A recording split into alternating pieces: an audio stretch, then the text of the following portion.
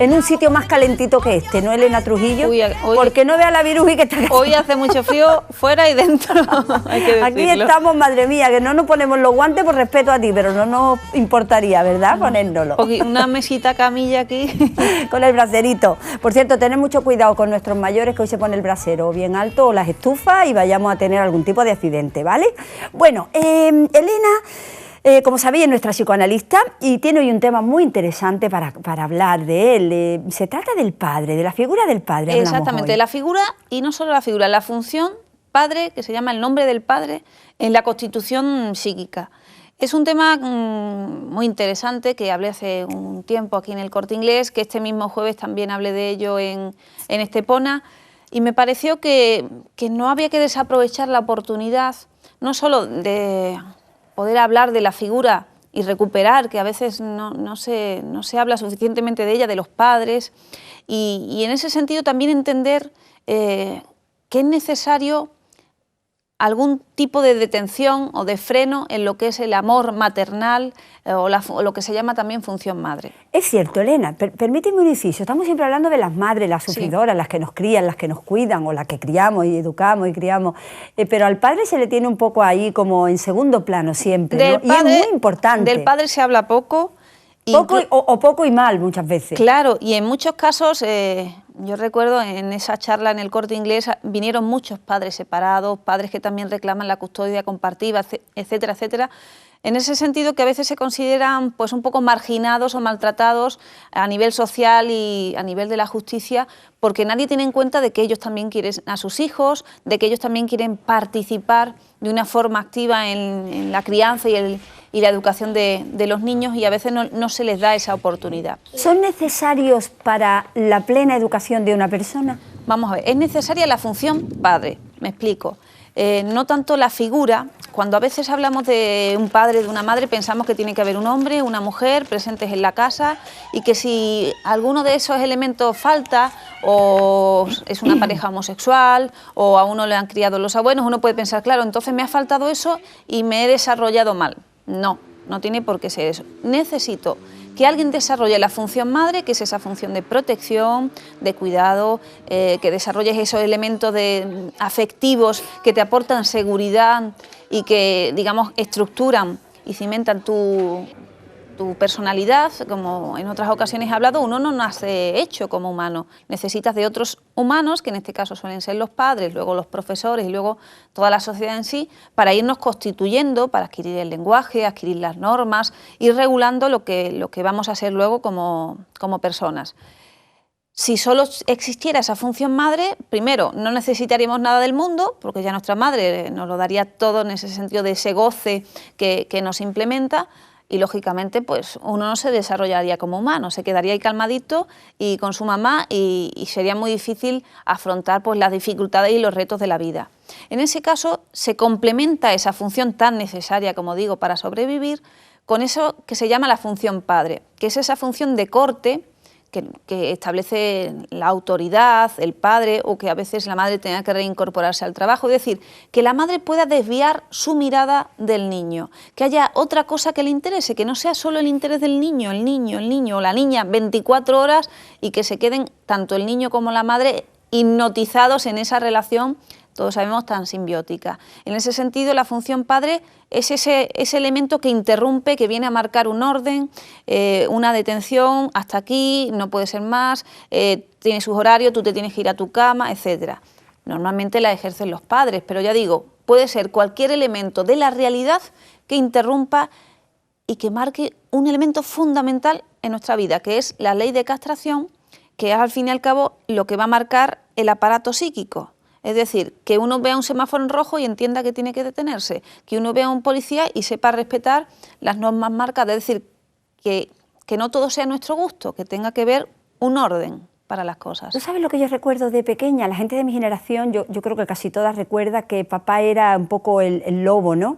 Que viene papá, las notas temíamos cuando nos daban las evaluaciones, porque papá era el que sacaba la correa o el que regañaba, castigaba, mamá era la que siempre nos protegía, como tú dices, ¿no? Entonces yo creo que esa idea ha ido cambiando, ya papá no es el lobo, ¿no? Claro, pero en ese sentido era como creer en las figuras que son las que desarrollan esa función. No tanto es necesario que la figura paterna sea autoritaria o haya que temerle, ¿no? En el sentido, uno tiene que temer algo en la vida, uno tiene que tener algún límite, no siempre tiene que representarlo una persona. Vemos que los modelos parentales se han modificado. El sábado pasaba por el Eroski y veía como un montón de familias y muchos papás estaban a solas con sus hijos, es decir, muchos padres separados que están con sus hijos. Es decir, que el acercamiento que hay hoy en día de padres e hijos es mucho mayor, por la incorporación de la mujer en el trabajo y por muchos otros motivos. Digamos, el rol masculino ya no es como era antes, tan distante. Ahora participa mucho más. De hecho, a veces es tan cercano que parece un amigo, ¿no? Que hemos dicho. Y hemos dicho que no es la paternidad no puede ser amigo de los hijos. O la maternidad, claro, lo has dicho alguna vez. Claro, hay que tener una distancia, que no quiere decir que no pueda hablar con mis hijos, que no pueda ser cariñoso con ellos, porque también, y en ese caso los padres separados o los viudos, es decir, a veces cuando uno desarrolla la función de educación con los hijos, a veces tienes que hacer de padre y a veces tienes que hacer de madre. Es decir, a veces le tienes que transmitir cariño, tolerancia y tal, y otras veces le tienes que transmitir un orden a tus hijos. Pues esas son las dos funciones necesarias que no deben faltar, ¿no? Por ejemplo, a veces los niños le preguntan a las madres, mamá, ¿esto qué?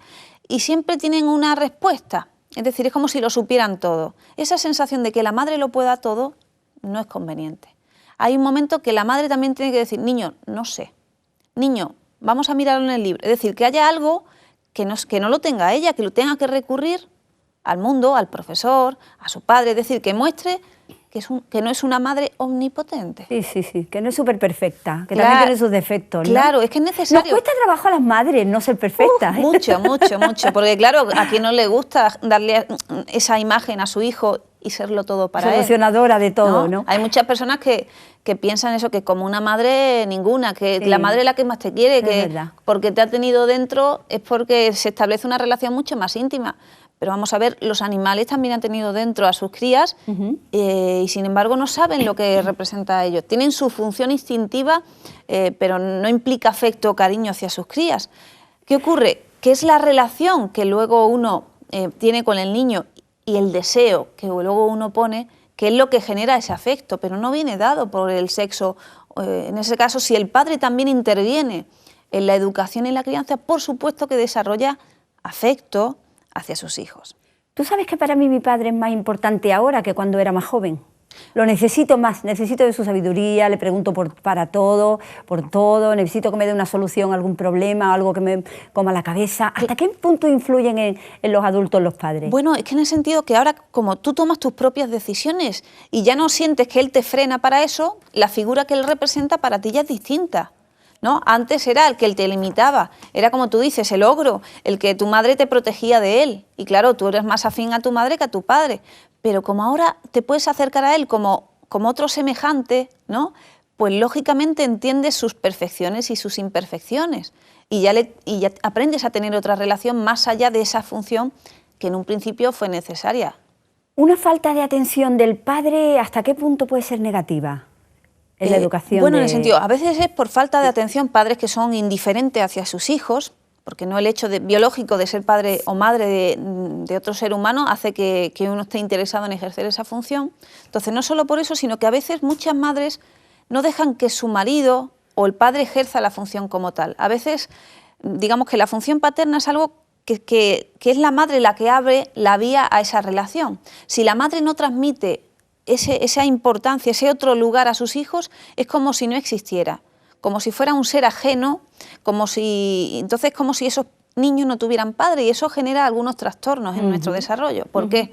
Porque el niño tiene que entender, también para luego ser un humano que entienda la importancia de hombre y mujer para la reproducción, para lo social, entender que uno no nace solo de su mamá, ¿no? De que necesitamos de otras personas para muchas cosas, también para la sexualidad y la reproducción.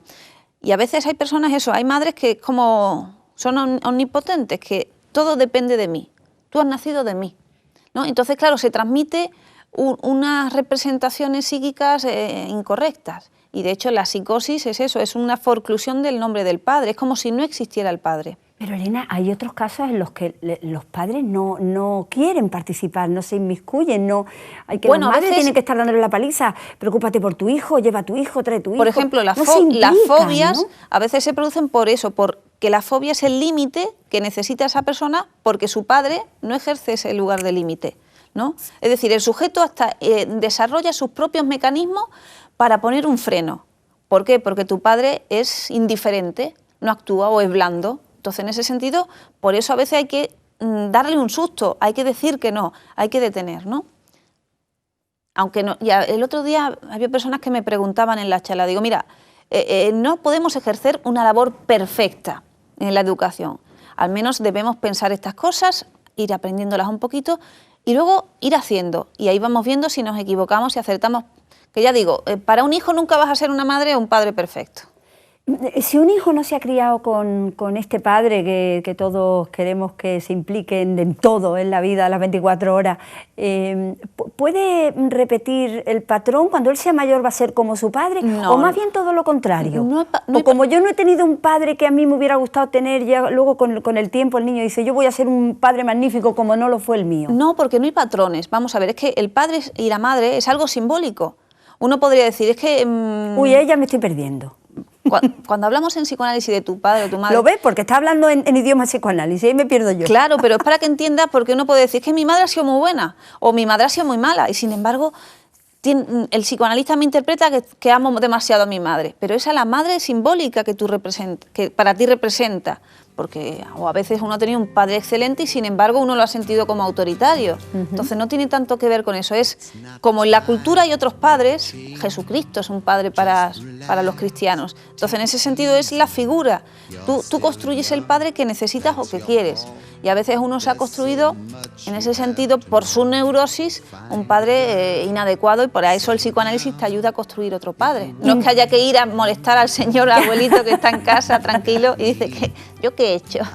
Importantísimo, y lo que nos estás contando está en el lenguaje, ¿no? Esas cosas. De los padres, y me gustaría que continuáramos en otro momento hablando de esto. Por supuesto. Los padres, figuras tan importantes, hay que hablar también de ellos y ayudarles también a aprender cosas que tal vez aunque no a sepan algunos hacer. hay que tirarle de la oreja, porque ya hay educación suficiente para saber cómo el padre tiene que comportarse. Bueno, me estoy acordando de uno que hay por ahí en Córdoba en una cárcel. Efectivamente, efectivamente. Sobre todo esos padres separados que de pronto dejan la responsabilidad y se van a hacer montañismo en vez de llevarse a su hijo ese fin de semana, exacto, por ejemplo, ¿no? Cuando le toca. Bueno, esos son matices. El jueves charla, muy rapidito, ¿dónde? El jueves a las 7 en la Biblioteca Municipal de Arroyo de la Miel, una charla sobre la asertividad y la relación con los otros. Es gratuita y les animo a que se acerquen por allí y charlamos un ratito. Bueno, pero imaginaros lo que tenéis a Elena Trujillo dando una conferencia, es que es una maravilla. Y a los que estáis fuera de aquí de casa, a los que estáis por el mundo viendo ondazulmálaga.es, que es a través de internet, pues estaréis encantados de la vida de tener una psicoanalista aquí de gratis. Por cierto, sí. Lo de tu consulta, que me gusta a mí poner el faldón. Ahí lo ponen por siempre, si alguien siempre te quiere ver. Y además luego me llama, oye, que yo quiero también, no me quiero quedar fuera. Sí, bueno, sí. ahí está Elena Trujillo, que sabéis que es un cielo de persona y una gran profesional, para ayudarnos a llevar la vida un poco mejor. Se intenta. Muchas gracias, querida. Gracias, Carmen. Feliz semana. Igualmente. De carnaval, feliz semana de carnaval, porque te recuerdo que estamos con el carnaval en la calle y lo vamos a contar hoy en el programa.